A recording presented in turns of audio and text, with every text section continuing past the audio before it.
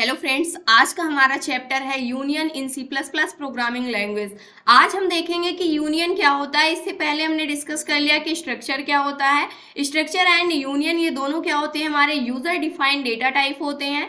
आज हम देखते हैं कि यूनियन क्या होता है। यूनियन सबसे पहले इसकी डिफिनीशन देखते हैं, फिर उसके बाद इसका यूज हम क्यों करते हैं और स्ट्रक्चर एंड यूनियन में डिफरेंट क्या होता है। इसके बाद हम इसके सिंटैक्स को देखेंगे, फिर डिक्लेरेशन यानी इसके वेरिएबल को हम कैसे डिक्लेयर करते हैं यूनियन का यूज करके, यानी कि वेरिएबल कैसे डिक्लेयर करते हैं। उसके बाद प्रोग्राम बना करके हम इसको पूरा समझेंगे और इसकी साइज भी देखेंगे कि स्ट्रक्चर की साइज क्या होती है, इसको हमने डिस्कस कर लिया है। फिर हम देखेंगे कि यूनियन की साइज क्या होती है। सबसे पहले हम स्टार्ट करते हैं अपने चैप्टर को।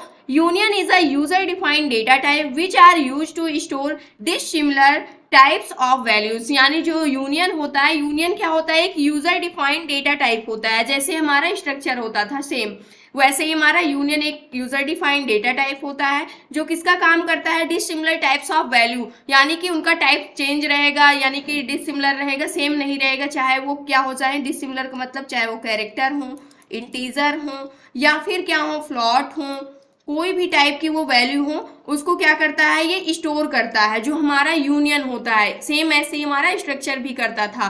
Data can of int, char, float, double etcetera data type. यानी जो हमारे डेटा हो सकते हैं जिसको हम यूनियन के अंदर एक ग्रुप में स्टोर करके रख सकते हैं, चाहे वो हमारा इंटीजर हो, कैरेक्टर हो, फ्लॉट हो, डबल हो, इन सभी का क्या होता है, कलेक्शन होता है। इससे पहले हमने एरे को पढ़ा था। एरे में क्या होता था, उसमें हम एक ही सेम डेटा टाइप के यानी कि उसके एलिमेंट्स को हम रख सकते थे। अगर हमारा इंटीजर था तो इंटीजर ही हम रख सकते थे, स्टोर कर सकते थे उसकी लिस्ट को।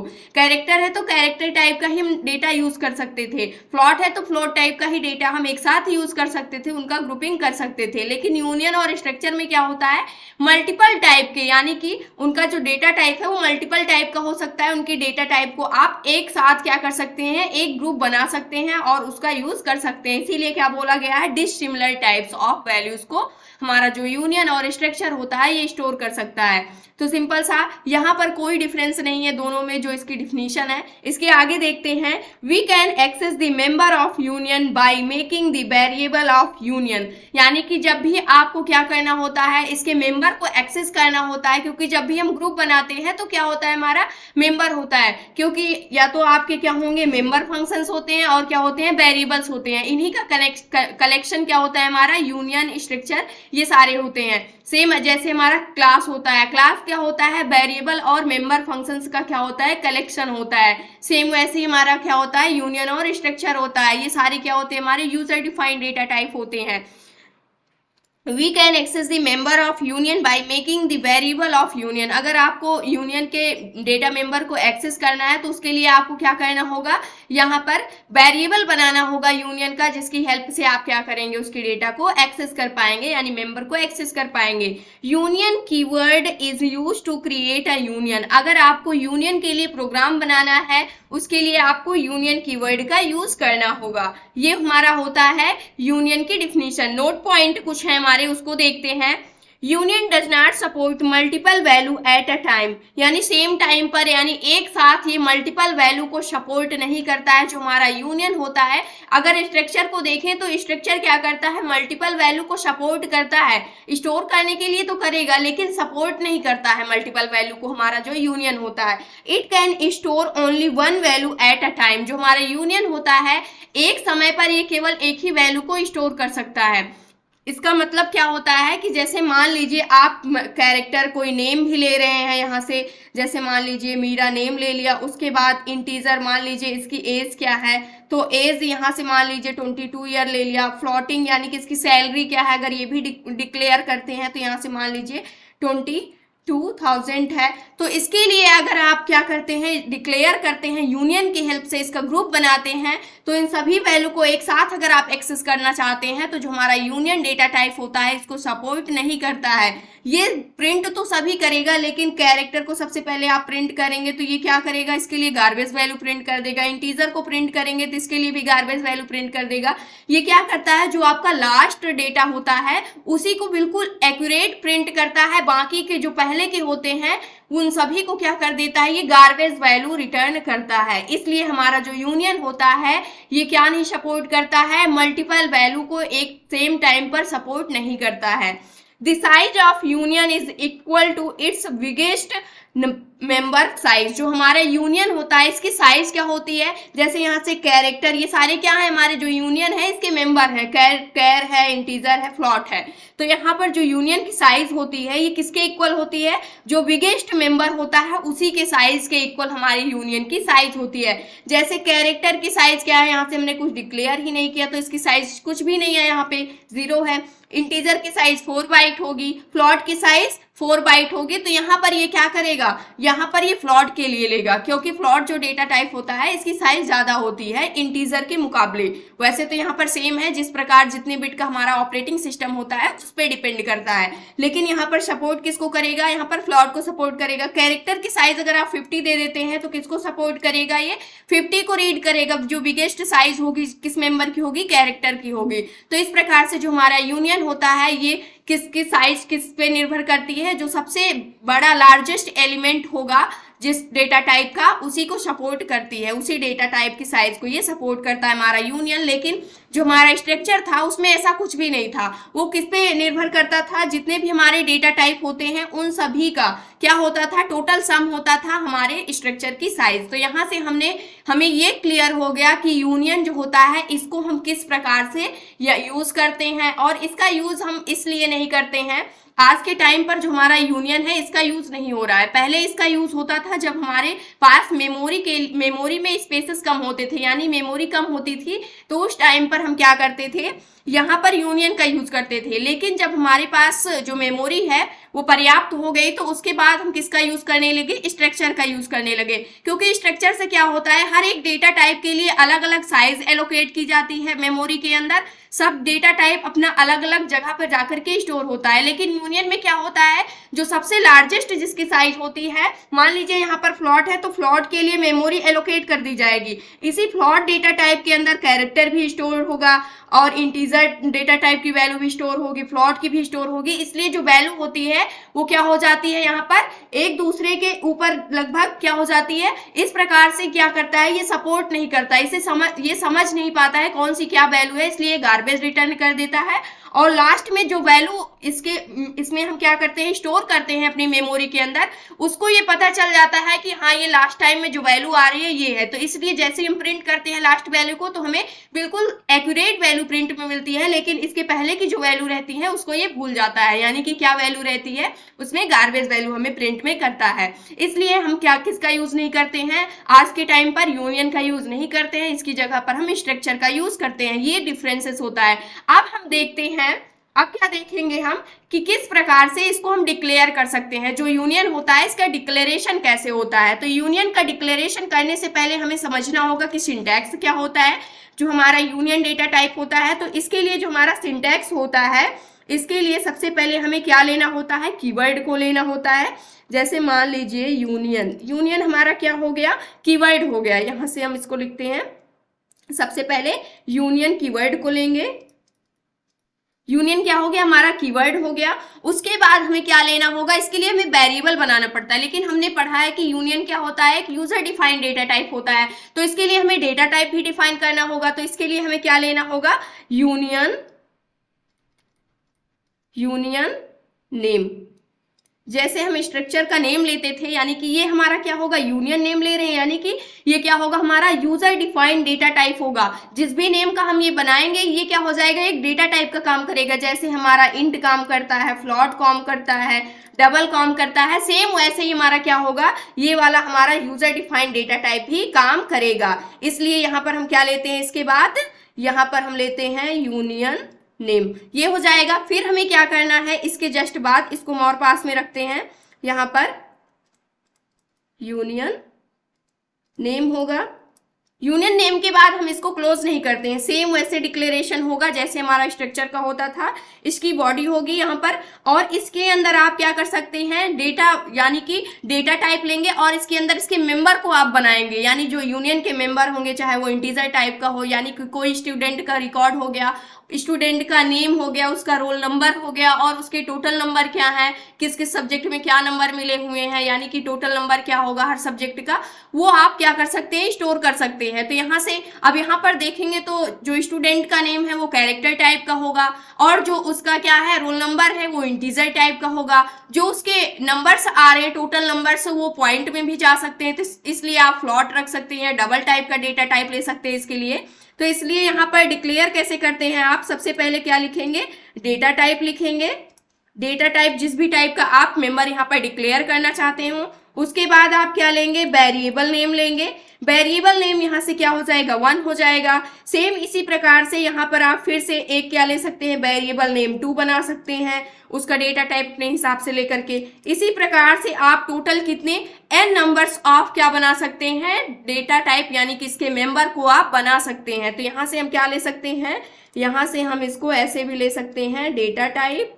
उसके बाद आप क्या ले सकते हैं, यहाँ से वेरिएबल, यहाँ पर हम n इसकी वैल्यू रख सकते हैं, क्योंकि n टाइम्स यानी कि टोटल n वेरिएबल तक हम इसको डिक्लेरेशन कर सकते हैं, इसका डिक्लेरेशन कर सकते हैं। टोटल n मेंबर हो सकते हैं जो हमारा यूनियन है यहाँ पर। तो इस प्रकार से हम क्या करते हैं, ये हमारा क्या होता है, सिंटैक्स होता है, किसका, यूनियन का सिंटैक्स होता है। सिंटैक्स इस प्रकार से होता है, और लास्ट में हम इसको किससे क्लोज करते हैं, सेमी कॉलन से क्लोज करते हैं। जैसे हम किस में करते हैं, जब हम ऑब्जेक्ट ओरिएंटेड प्रोग्रामिंग लैंग्वेज पढ़ रहे होंगे तो उस टाइम पर हम किसका यूज करते हैं, वहां पर क्लास को हमेशा सेमी कॉलन से क्या कर देते हैं, इंड कर देते हैं। सेम वैसे ही जब भी हम यूनियन को डिक्लेयर करते हैं, स्ट्रक्चर को डिक्लेयर करते हैं, तो इसके लिए भी हमें लास्ट में सेमी कॉलन से इसे इंड करना होता है। यहाँ पर आप देखेंगे, यहाँ पर हमने ये डेटा टाइप बनाया है। जो यूनियन नेम है एक यूजर डिफाइंड डेटा टाइप है। जब ये यूजर डिफाइंड डेटा टाइप है तो इसका भी अपना कुछ वेरिएबल होगा, क्योंकि जब भी हमने पढ़ा है C++, जावा, जितनी भी प्रोग्रामिंग लैंग्वेज पढ़ते हैं, जब भी आप कोई डेटा टाइप लेते हैं तो उसके बाद जस्ट बाद आप वेरिएबल नेम लेते हैं, तो ये भी अपना वेरिएबल नेम लेगा। अब इसको हम क्या करते हैं, एग्जाम्पल की हेल्प से समझते हैं कि किस प्रकार से हम इसका यूज करते हैं। सबसे पहले मान लीजिए हमने यहाँ पर किसी भी स्टूडेंट का हमें पूरा रिकॉर्ड क्या करना है, स्टोर करना है। उसका क्या चाहिए, हमें नेम चाहिए, और क्या चाहिए, रोल नंबर चाहिए, रोल नंबर चाहिए, और क्या चाहिए हमें, टोटल नंबर क्या है, उसका टोटल नंबर क्या है। ये सारी चीजें हमें क्या करनी है, स्टोर करनी है एक स्टूडेंट की। तो उसके लिए हमें क्या करना होगा, इसके लिए सबसे पहले आपको यूनियन को यूज करना होगा, यूनियन कीवर्ड को। उसके बाद आप क्या करेंगे, यूनियन नेम यानी कि यूजर डिफाइंड डेटा टाइप होगा, तो यहाँ पर आपको खुद से एक नेम डिफाइन करना होगा। मान लीजिए हम स्टूडेंट का रिकॉर्ड स्टोर करना चाहते हैं यहाँ पर, तो उस तरीके से अगर हम देखें तो यहाँ पर स्टूडेंट नेम ले सकते हैं। स्टूडेंट हमने यहाँ पर नेम रख लिया। इसके बाद हमें क्या करना है, इसके मेंबर को डिक्लेयर करना है, यानी कि टोटल कितने मेंबर होंगे। तो यहाँ से हमने देखा 1 2 3 मेंबर हमें चाहिए, क्योंकि जो स्टूडेंट है उसका नेम, रोल नंबर और टोटल नंबर सिर्फ इतने ही चाहिए। आप n नंबर्स तक इसको डिक्लेयर कर सकते हैं। तो यहाँ से हमारा जो स्टूडेंट होगा वो उसका नेम कैरेक्टर टाइप का होगा, यानी कैर डेटा टाइप लेना होगा। इसकी साइज मान लीजिए हमने यहाँ से 200 दे दी, यानी कि जो हमारा कैर डेटा टाइप है 200 दे दी, कि हम यहाँ पर टोटल 200 कैरेक्टर इसके अंदर स्टोर कर सकते हैं। इसके बाद हमने एक इंटीजर टाइप का वेरिएबल बनाया, जिसके अंदर हम क्या करेंगे, स्टूडेंट का जो रोल नंबर है इसको क्या करेंगे, स्टोर करेंगे। तो रोल नंबर के लिए हमने बना लिया। एक और बनाया जिसमें हम टोटल नंबर को स्टोर करेंगे। टोटल नंबर हमारा पॉइंट में भी हो सकता है, इसलिए हम फ्लोट डेटा टाइप का यूज करेंगे, फ्लोट डेटा टाइप का यूज करेंगे। और यहाँ से हम क्या ले लेंगे, टोटल नंबर। टोटल अगर हमें स्पेस करके लिखना है तो हमें अंडरस्कोर का यूज करना होगा, ब्लैंक स्पेस हम नहीं दे सकते हैं वेरिएबल में। तो यहाँ से टोटल नंबर हम ले लिए, यहाँ से क्या हो गया, और इसको क्लोज कर दिए। और यहाँ से हमने क्या कर दिया, इस यूनियन का जो हमारा क्या था, डेटा मेंबर हमने जो डिक्लेयर किया था, इसको भी हमने क्या कर दिया, यहाँ से क्लोज कर दिया। तो इस प्रकार से क्या होता है, इसका ये एग्जाम्पल होता है, और हमारा जो यूनियन होता है इसका ये सिंटैक्स होता है। यहाँ से हमने देखा एक एग्जाम्पल की हेल्प से इसका जो सिंटैक्स था इसको समझाए। यूनियन था, सबसे पहले हमने यूनियन नेम ले लिया, यानी यूनियन कीवर्ड को ले लिया। उसके बाद यूनियन नेम था तो हमने एक स्टूडेंट नेम का यूनियन नेम बना लिया, जो कि यूजर डिफाइंड डेटा टाइप है। उसके बाद डेटा टाइप वेरिएबल नेम आपको लेना था, डेटा टाइप हमने कैर ले लिया, वेरिएबल नेम हमने नेम का ले लिया। उसके बाद हमने एक सेकंड और बना लिया, इंटीजर टाइप का डेटा टाइप ले लिया, रोल नंबर नेम का वेरिएबल नेम ले लिया। सेम ऐसे ही हमने फ्लोट डेटा टाइप ले लिया और वेरिएबल नेम टोटल नंबर ले लिया। इस प्रकार से हमने देखा कि डिक्लेयर कैसे करते हैं। अब इसको हम देखते हैं कि अगर हमें इसके डेटा को क्या करना हो, एक्सेस करना हो, तो हम उसको कैसे एक्सेस कर सकते हैं। इसके लिए अब हम देखते हैं, सबसे पहले इसको हम यहाँ से क्या करते हैं, इरेज करते हैं, इसके बाद हम आगे समझते हैं। तो यहाँ से किस प्रकार से जब भी हम किसी भी प्रोग्राम को लिखते हैं तो मेन फंक्शन का होना उसमें कंपलसरी होता है, तो इसलिए यहाँ पर भी जब हम डेटा को एक्सेस करेंगे तो मेन फंक्शन की आवश्यकता होगी। तो इसके लिए सबसे पहले हम देखते हैं डिक्लेरेशन, इसका नंबर 1, यानी कि 2 टाइप से हम इसको डिक्लेयर कर सकते हैं। अगर हम देखें तो सबसे पहला क्या होता है, सबसे पहला डिक्लेरेशन हम इसका देखते हैं। यहाँ पर सबसे पहला मान लीजिए आपने क्या ले लिया, एक ये फर्स्ट टाइप है इसका, यहाँ से हमने ले लिया यूनियन और यहाँ से स्टूडेंट नेम ले लिया, स्टूडेंट नेम ले लिया यहाँ से। उसके बाद इसको हम क्या करेंगे, यहाँ से फर्स्ट हमारा डेटा टाइप होगा कैर, और यहाँ से हम इसमें क्या इनपुट लेंगे, नेम, ये फर्स्ट डेटा मेंबर हो गया। उसके बाद सेकेंड हमने एक रोल नंबर के लिए इंटीजर टाइप का, यहाँ से हमने बना लिया रोल नंबर के लिए। उसके बाद थर्ड हमने ले लिया फ्लॉट, उसके बाद ये क्या रहेगा, टोटल नंबर, यानी हर सब्जेक्ट में उसे जितने भी नंबर मिले होंगे पूरे का ये क्या होगा, काउंट होगा। उसके बाद यहाँ पर हमें क्या करना है, इसको एक्सेस करना है। इसको सबसे पहले हम क्या करेंगे, क्लोज करेंगे। अब इसमें जो भी डेटा मेंबर है इसको हमें एक्सेस करना है, यानी कि उसे हमें प्रिंट भी करवाना है। तो इसके लिए हमें क्या करना होगा, सबसे पहले हम मेन फंक्शन लिखेंगे, इंट मेन। इसके बाद मेन फंक्शन के अंदर हमें क्या करना होगा, ये हमारी मेन फंक्शन की बॉडी होगी। इसके अंदर सबसे पहले हमें अपने कीवर्ड को लिखना होगा। यूनियन है तो यूनियन, स्ट्रक्चर है तो स्ट्रक्चर, अगर एनम भी आप यूज करते हैं तो एनम होगा यहाँ पर, यानी एनुमेरेशन। उसके बाद यहाँ पर हम क्या लेंगे, जो भी आपने डेटा टाइप लिया है, डेटा टाइप क्या है हमारा, जो हमारा यूनियन नेम है वही हमारा क्या है, जो डेटा टाइप है यूजर डिफाइन, वो आप लेंगे। स्टूडेंट है तो स्टूडेंट लेंगे। उसके बाद जो भी हमारा डेटा टाइप होता है वो जस्ट अपने बाद वेरिएबल नेम मांगता है, तो यहाँ पर इसका वेरिएबल, स्टूडेंट का जो वेरिएबल होगा वो हम क्रिएट करते हैं। तो मान लीजिए हमने यहाँ से P1 नेम का एक क्या बना लिया, स्टूडेंट जो डेटा टाइप है इसका एक वेरिएबल बना लिया। वैसे तो यहाँ पर जो हमारे प्री डिफाइंड डेटा टाइप होते हैं उनकी साइज पहले से ही डिक्लेयर होती है। अब यहाँ से अगर आपसे पूछा जाए, जो यहाँ पर आपने user defined data type student name का बनाया हुआ है, इसकी साइज क्या होगी, तो ये साइज किस पे डिपेंड करती है, जो बिगेस्ट मेंबर होगा, जिस डेटा टाइप इसमें से बिगेस्ट होगा उसी की साइज क्या होती है, हमारी इस डेटा टाइप की साइज होती है। जैसे कैर, फ्लॉट, जैसे यहाँ पर कैर होगा तो कैर की डेटा साइज जो है वही हमारे इस वाले यूजर डिफाइंड डेटा टाइप की साइज होगी, यही वही हमारे यूनियन की साइज होती है। इसके बाद हमें क्या करना होगा, यहाँ से हमने डिक्लेयर कर लिया वेरिएबल। अब इसी वेरिएबल की हेल्प से हमें क्या करना होगा, डेटा को एक्सेस करना होगा। मान लीजिए हमें यहाँ से क्या एक्सेस करना है, यहाँ से हमें नेम को एक्सेस करना है, तो यहाँ से हम क्या कर देंगे, P1, और डॉट ऑपरेटर का हम यूज करते हैं यहाँ से मेंबर को एक्सेस करने के लिए, डेटा मेंबर को। तो यहाँ से P1 डॉट हम क्या कर देंगे, नेम कर देंगे। सेम इसी प्रकार से अगर हमें रोल नंबर चाहिए तो यहाँ से P1 डॉट क्या कर देंगे, हम रोल नंबर कर देंगे। इसी प्रकार से अगर हमें टोटल नंबर चाहिए तो क्या कर देंगे, P1 डॉट टोटल नंबर। इस प्रकार से हम क्या करते हैं, जो भी डेटा मेंबर होते हैं उसको हम एक्सेस कर सकते हैं। तो ये हमारा फर्स्ट डिक्लेरेशन होता है, यानी कि किस प्रकार से हम डेटा मेंबर को एक्सेस कर सकते हैं। उसके बाद यहाँ पर हम सेकेंड डिक्लेरेशन अगर देखें तो सेकेंड क्या होता है, जैसे आप क्या कर रहे हैं यहाँ पर सेम ऐसे ही होगा, सारी चीजें सेम। कहाँ पर चेंज होगा, जैसे यहाँ से मान लीजिए ये सारी चीजें हमारी सेम है। सबसे पहले अगर हम देखें तो यहाँ से इसको हम इतने को हटाते हैं और यहीं पर आपको बताते हैं कि सेकेंड डिक्लेरेशन आप कैसे कर सकते हैं।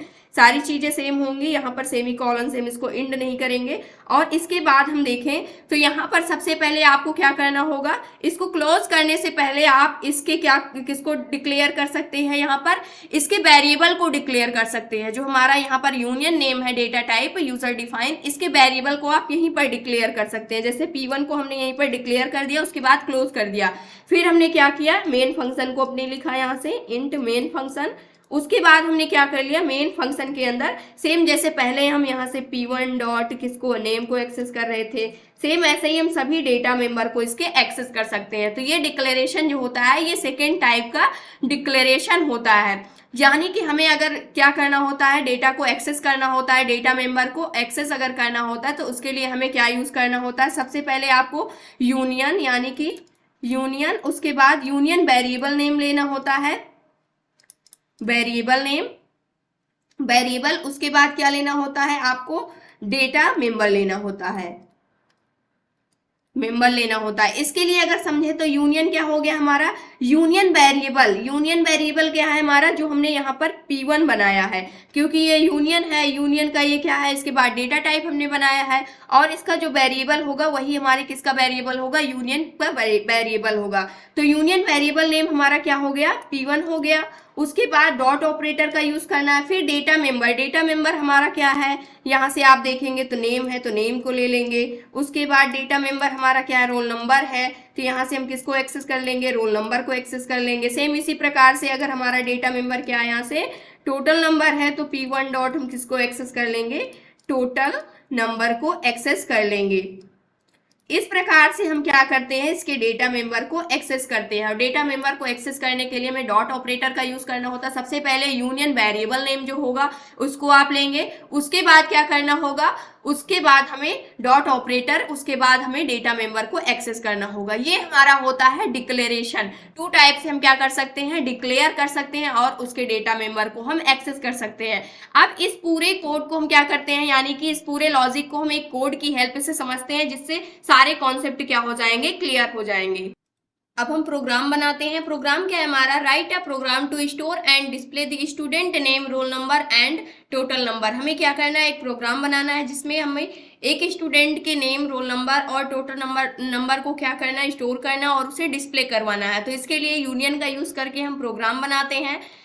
यहाँ से एक नोट पॉइंट है, नोट पॉइंट क्या है, बट यूनियन जो होता है ये क्या नहीं करता है, मल्टीपल वैल्यू को हम यहाँ पर एक साथ क्या करना चाहते हैं, डिस्प्ले करवाना चाहते हैं, स्टोर करवाना चाहते हैं। लेकिन union will show only last value correct because it can store only single value at a time. क्योंकि ये क्या करता है, एक सिंगल वैल्यू को ही क्या कर सकता है, स्टोर कर सकता है। वो भी कौन सी वो वैल्यू होगी, जो लास्ट वैल्यू होगी सबसे लास्ट की, उसी को क्या करेगा, ये शो करेगा। सबसे पहले हम देखते हैं, हेडर फाइल को डिक्लेयर करते हैं, हैश इंक्लूड, उसके बाद स्ट्रीम, हेडर फाइल हो गई हमारी, यूजिंग नेम स्पेस std। फिर हम क्या करेंगे, यूनियन हमें बनाना है, तो यूनियन के लिए हमें क्या करना होगा, सबसे पहले यहाँ से हम यूनियन कीवर्ड को लिखते हैं। उसके बाद यहाँ से स्टूडेंट, यहाँ से हमने क्या कर लिया, स्टूडेंट जो है यहाँ पर वो क्या है, यूनियन द्वारा डिफाइन किया गया, यानी कि यूनियन एक यूजर डिफाइंड डेटा टाइप होगा। तो स्टूडेंट क्या है, यूजर डिफाइंड डेटा टाइप है यहाँ पर, जो हमने यूनियन की हेल्प से बना रखा है। इसके बाद क्या करना है, यहाँ से डेटा मेंबर को जो यूनियन के हैं उसको डिक्लेयर करना है। सबसे पहला हमें कैर डेटा टाइप का यूज करना होगा, जिसके अंदर हम नेम को इनपुट लेंगे। इसकी साइज हमने यहाँ से 200 दे दी। उसके बाद हमें क्या करना है, इसको क्लोज करते हैं। रन टाइम में हम वैल्यू को इनपुट लेंगे यूजर द्वारा। उसके बाद यहाँ से हमें रोल नंबर चाहिए, तो रोल नंबर के लिए एक वेरिएबल हमने बना लिया। थर्ड हमें क्या चाहिए, फ्लोट टाइप का डेटा टाइप लेंगे, जिसके अंदर हम टोटल नंबर को हम स्टोर कर रहे होंगे यहाँ से। इसके बाद हमें क्या करना है, ये तो हमने डिक्लेयर कर लिया जितने भी मेंबर थे। अब इन्हें हमें एक्सेस करना है। एक्सेस करने के लिए हमें मेन फंक्शन को डिक्लेयर करना पड़ता है। मेन फंक्शन के अंदर सबसे पहले आपको यूनियन बना रहे तो यूनियन कीवर्ड को लेना होगा। फिर यूनियन कीवर्ड जो है इसका हमें क्या डिफाइन करना होता है, डेटा स्ट्रक्चर, यानी कि उसके बाद यूनियन का वेरिएबल। यूनियन का वेरिएबल डिक्लेयर करने के लिए यूजर डिफाइंड डेटा टाइप भी हमें चाहिए। तो इसके लिए हम यहाँ से डेटा टाइप जो है हमारा वो क्या है, स्टूडेंट है। स्टूडेंट यहाँ से क्या है, डेटा टाइप है ये। और इस डेटा टाइप का जो वेरिएबल होगा वो हमने P1 ले लिया यहाँ से, और इसके बाद इसको हम क्लोज करते हैं। अब क्या करना है, हमें रन टाइम में वैल्यू को इनपुट लेना है। इनपुट लेने के लिए हम किसका यूज करते हैं, CIN और COUT का, दोनों का यूज करके हम रन टाइम में वैल्यू को इनपुट लेते हैं और प्रिंट करवाते हैं। जिसके लिए सबसे पहले यहाँ से हमने यूनियन के वेरिएबल को डिक्लेयर कर लिया। अब हमें क्या करना है, वैल्यू को इनपुट लेना है। इनपुट लेने के लिए सबसे पहले हम मैसेज देते हैं। मैसेज क्या है, COUT फंक्शन की हेल्प से यहाँ से हम एक मैसेज देते हैं, इंटर फुल नेम, यानी क्या करना है, फुल नेम को इनपुट करना है। इसके बाद हमने यहाँ से स्पेस दे दिया ताकि हमें थोड़ा स्पेस भी प्रिंट में मिले। इसके बाद हम क्या करेंगे, CIN फंक्शन की हेल्प से इसको हम किस में इनपुट लेंगे, गेट फंक्शन का यूज करके इसको हम इनपुट ले रहे होंगे ताकि हमें जो पूरी स्ट्रिंग है वो इनपुट में मिल जाए।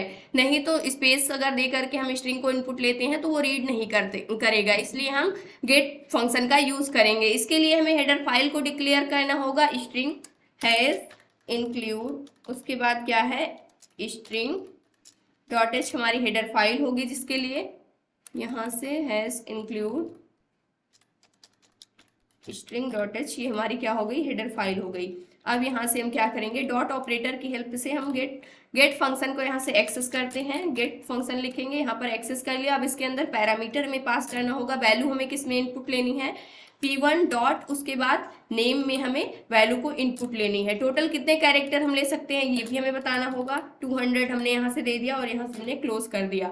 अभी हम वैल्यू को सिर्फ क्या लेंगे, इनपुट लेंगे, प्रिंट बाद में करेंगे। तो यहाँ से हम इनपुट लेने के लिए सेकेंड हमें क्या करना है, रोल नंबर को इनपुट लेना है, जिसके लिए हमें क्या करना होगा, यहाँ से इंटर रोल नंबर हमें क्या करना होगा, रोल नंबर को इनपुट करना होगा यहाँ से, और इसको CIN फंक्शन की हेल्प से हम किस P1 डॉट ऑपरेटर की हेल्प से हम किस में एक्सेस कर लेंगे, रोल नंबर नेम के वेरिएबल में। फिर हमें क्या करना है, Cout फंक्शन की हेल्प से लास्ट हमारा क्या है, टोटल नंबर हमें इनपुट लेना है। तो इसके लिए हम मैसेज देते हैं इंटर टोटल नंबर, हमें टोटल नंबर को इनपुट करना है। इसके बाद हम इसको CIN फंक्शन की हेल्प से और यहाँ पर P1 डॉट जो हमारा वेरिएबल है उसकी हेल्प से टोटल नंबर नेम के वेरिएबल में हम इसको इनपुट ले लेंगे। यहाँ से तो हमने इनपुट ले लिया, अगर इतना हम सेव करके रन करके आपको दिखाते हैं तो यहाँ से ये एरर दे रहा है। एरर क्या दे रहा है, यहाँ पर जो हमने रोल नंबर लिया हुआ है, यहाँ से देखेंगे मैच करेंगे, इंटीजर है और यहाँ पर क्या है P1 है, CIN यहाँ पर इस ऑपरेटर को हमने गलत यूज़ किया है इसलिए एरर दे रहा है। यहाँ से अब रन करते हैं हम, यहाँ पर भी हमने उल्टा किया हुआ है। इसके लिए इसको सबसे पहले हम सही करते हैं यहाँ से, अब इसके बाद रन करते हैं। तुम्हारा प्रोग्राम सक्सेसफुली रन हो गया। इंटर फुल नेम, यहाँ पर क्या करना है, आपको फुल नेम इनपुट करना है। मान लीजिए हमने यहाँ से क्या ले लिया, राम, और यहाँ से मैंने यादव इसका पूरा नेम दे दिया। उसके बाद इंटर रोल नंबर, क्या करना, रोल नंबर को इनपुट करना है। मैंने मान लिया यहाँ से 25 रोल नंबर है। उसके बाद inter total number, total 5 subject है, मान लीजिए इसको 500 टोटल नंबर मिले हुए हैं। इसके बाद डेटा हमें क्या नहीं हो रहा है, डिस्प्ले नहीं हो रहा है, केवल हम इनपुट ले पा रहे हैं। अब डिस्प्ले करवाना है हमें अपने डेटा को, तो इसके लिए सिंपल सा होता क्या है, सिंपल सा डिस्प्ले करवाने के लिए सबसे पहले हम यहाँ पर एक मैसेज डालते हैं Cout फंक्शन की हेल्प से। क्या करना है, हमें डेटा को डिस्प्ले करवाना है, तो डिस्प्लेइंग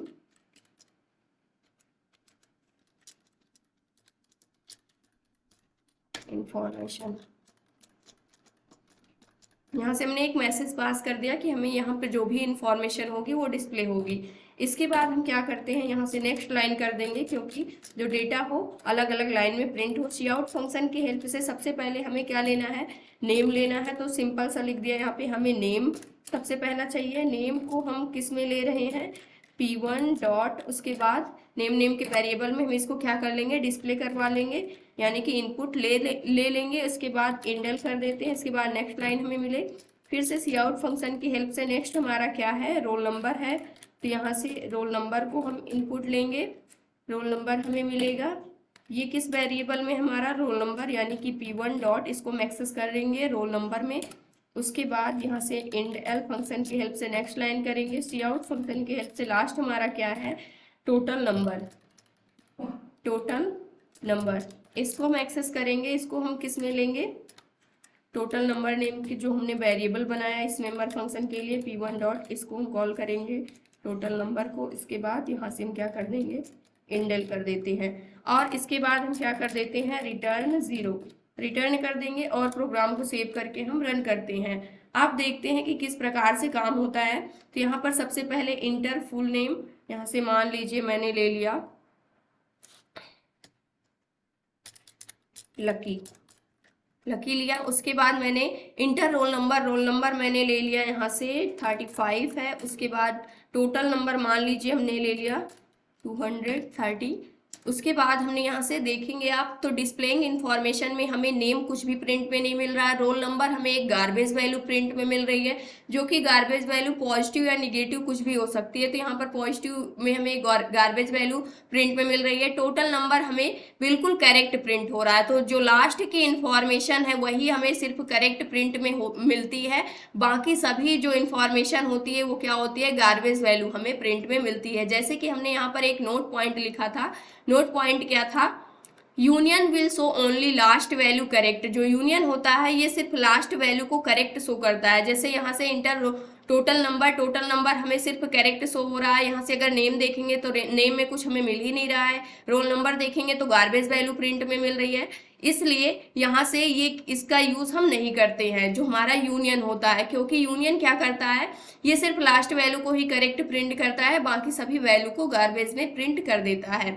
इससे पहले हमने स्ट्रक्चर देखा था, उसमें बिल्कुल एक्यूरेट हमारा आंसर आ रहा था। अगर इसी की जगह हम स्ट्रक्चर यूज करते हैं तो ये सारे डेटा हमें बिल्कुल करेक्ट प्रिंट में मिलेंगे। तो इस प्रकार से हम किसका यूज करते हैं, यूनियन का यूज करते हैं, लेकिन आज के टाइम पर यूनियन का यूज नहीं हो रहा है। अगर हमें इसकी साइज को भी देखना है तो साइज के लिए हमें क्या करना होगा, इसकी जो टोटल साइज होगी वो इसी के इक्वल होगी। जो हमारा क्या है, डेटा टाइप है, यहाँ पर ये डेटा टाइप की साइज क्या है, 200 है। तो जो बिगेस्ट साइज होती है जिस भी डेटा टाइप की, वही क्या होती है, हमारी यूनियन की साइज होती है। तो ये था आज का हमारा टॉपिक, जो कि था union in C++ programming language, जो कि एक यूजर डिफाइंड डेटा टाइप था। इससे पहले हमने स्ट्रक्चर को पढ़ लिया, यूनियन भी कंप्लीट हुआ। आई होप दोस्तों अगर आज की इन्फॉर्मेशन आपको अच्छी लगी हो तो प्लीज़ वीडियो को लाइक करना, चैनल को सब्सक्राइब करना और दोस्तों के पास शेयर करना।